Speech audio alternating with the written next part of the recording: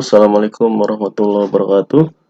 Bertemu lagi bersama saya Mugi Raharjo dalam mata kuliah Sistem Operasi. Pada pertemuan ke-9 ini kita akan mempelajari tentang distro pada Linux. Ya, di sini dalam pembelajaran pertemuan 9 ini kita akan mencoba distro Linux Slack ya, dimana tools yang kalian perlukan atau dari segi hardware itu adalah minimal misalkan komputer Pentium 3, CDRW atau RAM 256 MB, LCD, keyboard, dan lain sebagainya. Lalu tools yang diperlukan dalam hal software adalah PowerISO, text editor, VirtualBox, lalu ada Photoshop, lalu ada lagi adalah file ISO Slack yang bisa didapatkan via website. Kita menggunakan di sini nanti adalah versi Popcorn 5.1.8 dan 6.11 dan juga Slack Kill Bill. Nah, sekilas mengenai tentang Slack ini adalah sistem operasi berbasis Linux yang modern atau portable, kecil dan sangat cepat dengan pendekatan desain modular yang luar biasa. Nah, Slack merupakan salah satu jenis distribusi Linux yang berbasis Slackware dan juga merupakan salah satu distro dengan kemampuan bootable dapat dijalankan langsung dari CD atau USB tanpa proses instalasi. Nah, itu tadi yang mengapa disebut dengan portable ya. Nah, varian-varian dari Slack merupakan salah satu jenis distribusi distro Linux yang berbasis Slackware dan dapat didownload pada www.slacks.org. Di situsnya, Slack ini dibagi menjadi beberapa jenis distro, antara lain Standard Edition, Kill Bill Edition, Server Edition, Minimalistic, dan juga Popcorn Edition. Masing-masing dari edisi ini atau variasinya dapat kalian lihat sendiri pada websitenya. Ya, tentunya masing-masing dari varian ini mempunyai perbedaannya masing-masing ya. Mulai dari yang standar sampai dengan Pop Edition.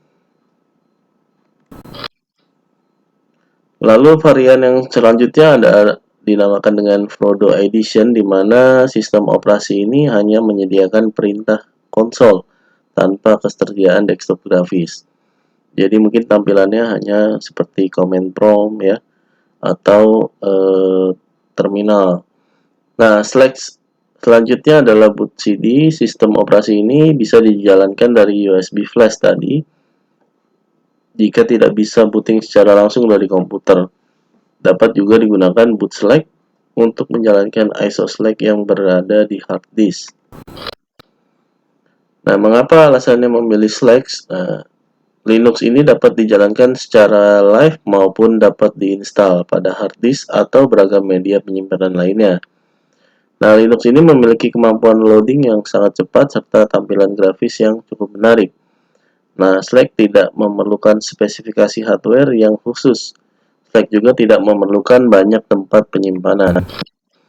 Nah, ketika komputer boot dari live CD atau USB flash, langkah pertama yang lakukan Slack adalah memuat image kernel atau virtual machine Linux. Setelah itu membuat 4 MB RAM disk dalam komputer Anda dan juga image root disk.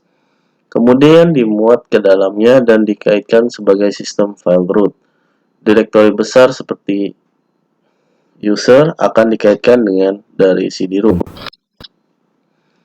Berikut susunan direktori standar yang ada pada Slackware. Nah, direktori root yang menampung seluruh file yang ada dalam Linux pada direktori root biasanya tidak menampung file kecuali image dari kernel. /bin berisi file yang dapat dieksekusi atau dijalankan. Nah, sementara boot di direktori ini berisi file yang dieksekusi saat Linux melakukan booting. Lalu dev adalah Linux memperlakukan semua atau sebagai file. Direktori ini merupakan file dari hardware komputer Anda. Misalkan floppy disk menjadi file dev fd0, CD-ROM menjadi dev/hdb, bahkan hingga memori. Yang cukup terkenal adalah dev0. Semua file yang dikopi ke sini akan dibuang. Lalu juga ada seperti etc berisi file-file konfigurasi, dan juga home berisi direktori dari masing-masing user. Dan juga ada library ya yang diperlukan oleh program di root directory. Selanjutnya ada lost plus found dan juga mnt. Directory ini tempat mounting device Anda, misalkan fd0 disketnya akan dimount ke floppy atau dari hard disk di partisi, dimount ke empty DOS. Secara default, directory ini kosong dan Anda harus membuat directory sendiri sebagai mount point-nya. Selanjutnya ada approach. Ini adalah sistem file semu yang ditulis di atas memori. Lalu ada root sebagai root sbin file eksekusi yang dijalankan oleh sistem. Lalu ada temporary berisi file-file sementara. Lalu ada lagi file dan program yang berorientasi pada user. Hampir semua program yang disertakan dalam distribusi diinstal di sini. Lalu ada var berisi data yang berubah pada saat Linux berjalan. Data ini biasanya hanya spesifik pada satu komputer dan tidak dibagi dengan komputer lain dalam jaringan. Nah, langkah pertama untuk remastering, buat logo untuk booting awal menggunakan Photoshop, dan tentunya file yang harus di save as itu adalah png. Lalu edit file slack.cfg, konfigurasi menu WinWord-nya. Selanjutnya Slack creator di compile distro, masuk ke VirtualBox dan testing distro, lalu di burning juga menggunakan Power ISO atau Nero. Ya, ini adalah contoh dari gambaran file slack.png-nya. Ya, lalu file slack.cfg ini digunakan untuk menampilkan teks pilihan sewaktu kita booting edit slack.cfg. Nah, isi file slack.cfg ada prompt, ada timeout, dan lain sebagainya, dan juga menu-menu yang lainnya. Digunakan untuk mengatur posisi teks dan lain sebagainya. Nah, lalu juga ada yang digunakan dalam mengatur warna pada huruf dengan menggunakan kode-kode yang ada di bawah. Ya, mulai dari screen, border, title, hotkey, dan lain sebagainya. Nah, juga ada membuat menu pilihan atau booting, label, menu label, kernel, ya, sampai root dan yang lainnya. Jalankan Slack dalam mode grafis dengan menggunakan pengaturan grafis maksimal.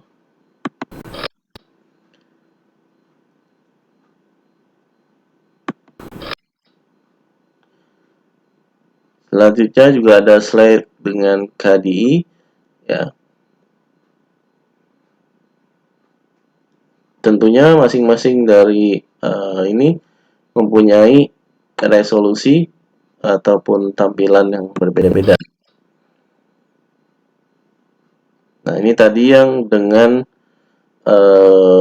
konsol login ya. Nah, selanjutnya dengan Slack dengan remote login.